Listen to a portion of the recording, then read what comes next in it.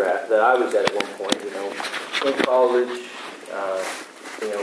preparing to go out in the future. What could I equip you with that you could go forward? And how could I do that? Well, I think there's a lot to be said about personal testimony. So that's probably what you're going to hear more of in this session, a little bit more. I gave you all some of the stuff in Ecclesiastes to take a good hard look at. Stuff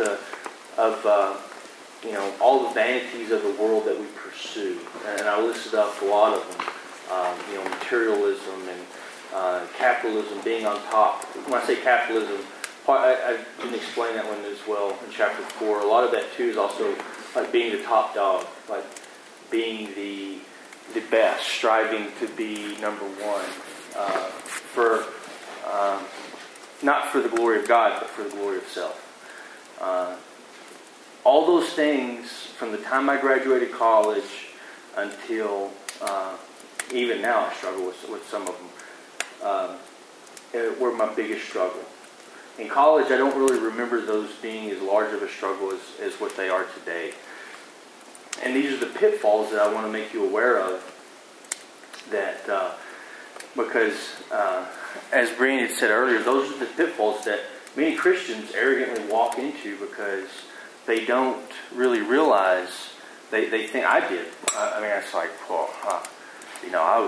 I had great men of God that poured into me, and I read my Bible every day, and I had this religious system, chapter 5, of what I thought Christianity was, and I was solid, and I could debate the Word, and I did it on campus with different organizations that, I kind of puffed my chest up about it, and was really big on myself. And come to find out, the Lord schooled me tremendously over the last 10 years. That's how long it's been since I graduated. And so what I want to do in this last part is just kind of share some of those. One of the things I want to try to get at is just to shatter the norm of what does American Christianity say that you've got to do? And I say, has anybody here ever been on mission trips? Where to? Tell me some places you've been. Gallup, New Mexico, on the Comanche Reservation. Okay. Poland. Okay. Mexico. Canada. Right. Turkey. And it's good to taste in too. As missionaries see, depending on however long you were there, missionaries see a much more, I think, or a greater view sometimes in what a lot of us don't see over here in a case of like how our culture is saturated with some of the stuff that really, I think in a sense, it can hurt your walk with the Lord than it can help your walk. But it's called godly because it's put out by a godly person. And I'm not saying that they're not godly. I'm saying, but it becomes the do-all to end-all. I mean, we hear, because as Americans we get fixated on a lot of stuff sometimes that is not God's intent for our lives. And that book of Ecclesiastes, if you really study it and you really take a long, hard look at it, that's something I would encourage you to do after it. And if you have trouble, like where you think you're not getting all the picture, by all means look at some commentary and look at what some other theologians say. But remember to depend on the Word of God. So, that being said, I'm going to start with my testimony. So, at this point in my life, I graduated. I've gone off to Fort Benning, Georgia for Infantry Officer Basic Course. Airborne School, Ranger School, all that stuff. Didn't pass Ranger School. But it was to prepare me. It's been about 4 months after September 11th. Our nation's going to war. I'm pretty excited. It's like at this point because I've been in the Army since '97, and it's kind of like being a football player that goes through practice constantly but never getting put in the game. That's kind of the only way I can relate it. It's like we're going to war finally, and I'm getting to go and do something that I wanted to do. I very quickly, at this point, began to concede my walk to very worldly things, very subtly. And that's how the world works. You won't be put in a compromising position where the compromise is like it would be in China, where you've got state officials that come in and say, spit on the Bible or we're going to shoot you in the head. They're not compromises that are life and death. They're compromises of, ones of, hey, we're going to go do this after work. You want to go with us? Or we're going to go and, go live it up and go party this weekend. You want to come with us? And then there's and at this point, I don't have any more grounding. I'm outside of that bubble we're talking about. I don't have those people in my life to say, brother, what are you doing? Like, what are you doing?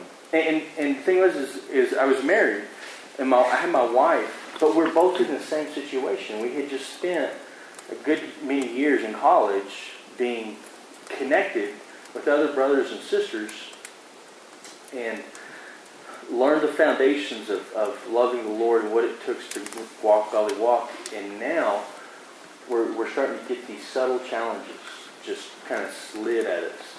And at first we're standing strong and we're like, yeah, no, I don't do that stuff. I don't want anything to do with that. I understand. But then you got to be prepared to live a lonely existence, because then you're not the cool guy. And depending on where you're at, at some point it starts to hurt, and you start. I don't have a church home at this point because, like I told you before, in Georgia, you can throw a rock and not hit it. You're going to hit a church. They're on every street corner in Georgia, and we could not find one that was biblically sound. Or not. We could always find some that were biblically sound. I mean, the word was solid and everything they taught, but there was no fellowship. Like we went to one. It was a huge church. Probably had like 1,500 members, and so we're like, well, okay, well, we're going to get plugged. We're no longer college students, so we're going to get plugged into a group. Do something like a men's study, women's study. Well, they didn't have anything like that. There were no men's women's study. There was Sunday school. That was it. They had Wednesday night service. They had Sunday night service, Sunday morning service. Well, Sunday school, Sunday night service, and then Sunday evening service. And that was the norm. And you couldn't really, all our relationships were very superficial. Hey Jim, hey, how you doing? Good. Lance, hey, how you doing? And we wouldn't see him again for another week. And that's what the relationships were largely based on.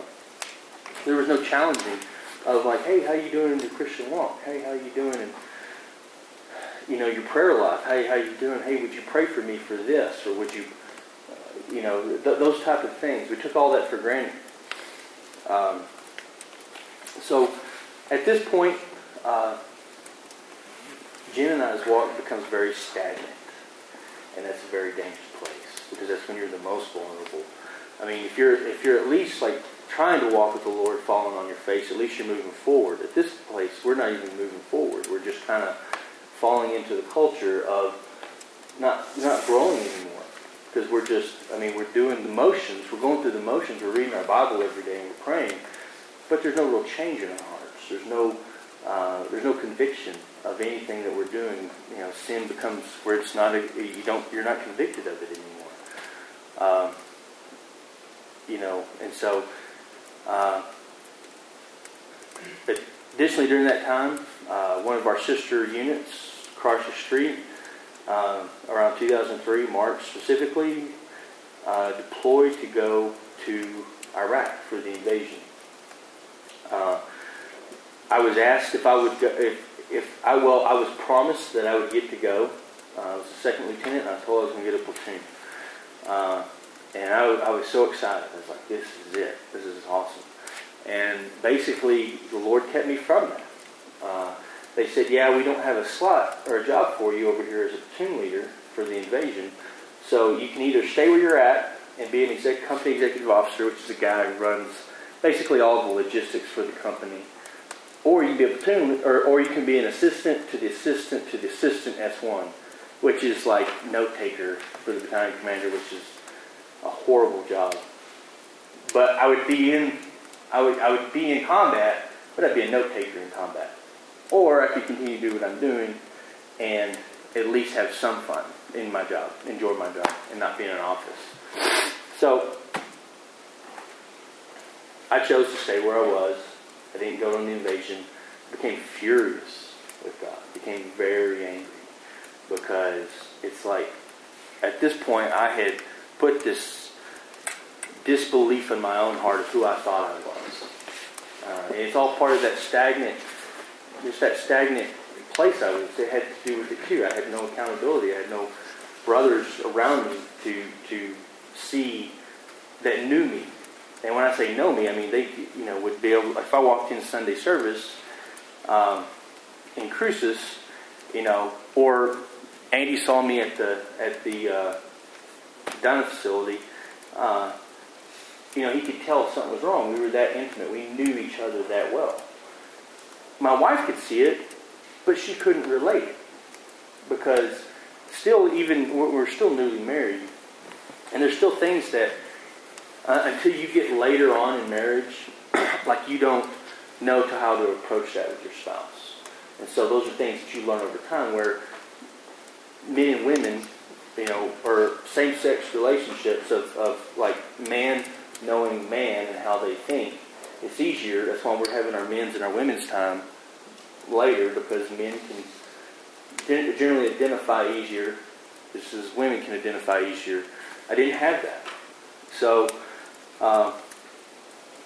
kind of shorten it up a little bit. I continued throughout my walk, just barely going. And, but I never ever forgot the promises of the Lord. And that's the key part of this, is that throughout it all, because it's going to come in a little bit later, the testimony is that I always clung to what the Lord had promised me, is that I was His eternally, and that whatever was being done was for His good, even though I wasn't too crazy about it. I continued my walk. I got deployed, my first deployment in October 2005. I'm sorry, it was June 2005 up till July 2006. And I was what they called a MIT, Military Training, Instructional Training Team. And what we did is we took these Iraqis, and I kind of fast forward a little bit because you understand at that point I was still very stagnant in my relationship with the Lord. It was just, nothing happened spiritually in my life. Like I just kind of went through the motions. Well, I finally got to deploy in 2005. I go over to Iraq. My primary job is I'm an instructor for Iraqis. And what we did is we got these brand new Iraqis out of basic training. We would train them for 8 weeks, and then we took them outside the wire and conducted combat operations in and around the area that we were at. Well, I was on a team of 10 soldiers. There was 10 of us total. And then I had 800 Iraqis, basically, that we would go out and do combat operations with. And during that time, I still struggled with the compromise of, dealing with, how I would talk, like how I would conduct myself around my military personnel, even those 10 guys. And, things at home were just as hard for my wife. And this is going to sound really weird, but those deployments, especially the first one, saved our marriage. As hard as it was. And because, it was very difficult being that far apart from my wife. And so, and specifically for her too, she had 2 kids, both under 3 and 4-month-old during my first deployment, and was still at Fort Benning, nowhere near home, and had those she was forced to turn to the Lord, and she at that point in her life, and she really began to seek out. And we found right before we left, found a really great church home. It was a Calvary Chapel that actually had just gotten started. They were meeting in it was more like a Bible study, but There was men and women that held her accountable.